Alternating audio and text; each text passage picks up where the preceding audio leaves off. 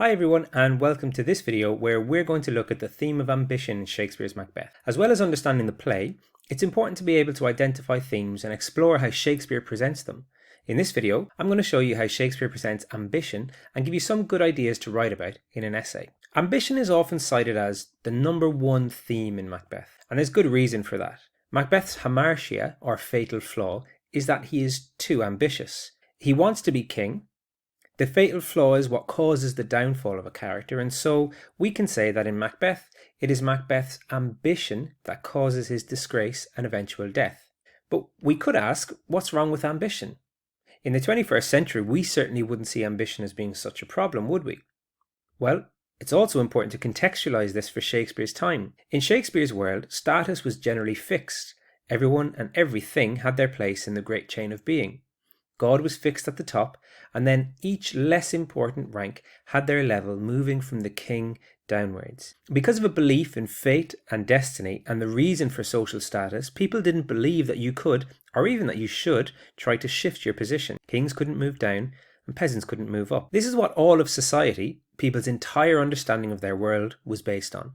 So for it to be challenged or to change was a matter of great discomfort. In the play, we even see how a change to the order, so Macbeth killing the king and moving up in the chain, is reflected in nature with great disturbances. We're told about storms, smaller animals hunting larger ones, and tame animals running wild. So ambition then, or rather too much of it, is dangerous. It's dangerous to society and to the individual. This is shown regularly throughout the play. If we look at Macbeth, for example, we recognise that his ambition is shown early on. His desire for the crown is there even before he encounters the witches, and this is made clear to us by his reaction to their prophecy. How of Cawdor? And to be king stands not within reason. Stay and tell me more. He leaps to thoughts of murder almost immediately, whose murder yet is but fantastical. And when Malcolm is named Prince of Cumberland, Macbeth acknowledges his black and deep desires. Once he has killed Duncan, Macbeth soon realises that despite his actions, he's not safe. There are threats everywhere.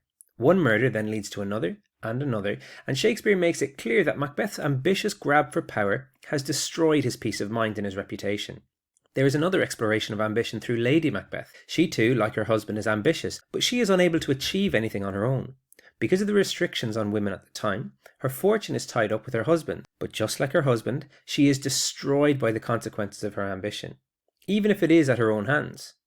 It's also worth noting that the ambition of Macbeth and Lady Macbeth is counterpointed by the lack of ambition in Macduff and to a lesser extent Banquo. Banquo receives a prophecy at the same time as Macbeth, and yet he doesn't follow the same path that Macbeth does. Macduff is so focused on being a good subject and being loyal that he doesn't think about himself for a moment.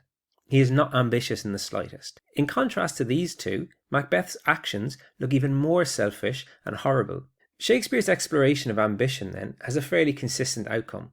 Excess of ambition leads to dire consequences, both for the ambitious person and unfortunately the people around them. I hope that you've enjoyed this video and that you found it useful in your study of Macbeth at Leaving Cert. There will be more videos coming up, including some on exam answers, so please subscribe to the channel to be made aware when they are released.